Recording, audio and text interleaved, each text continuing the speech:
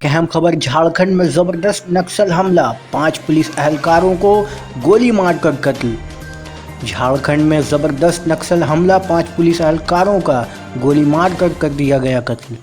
झारखंड के सरायकेला खैरसवां जिला ट्रोडिया में एक ज़बरदस्त नक्सलियों का हमला होने की इत्तला मौसूल हो रही है।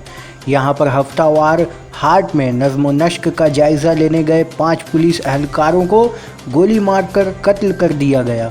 ये वाक़या शाम तकरीबन 6 बजे पेश आया।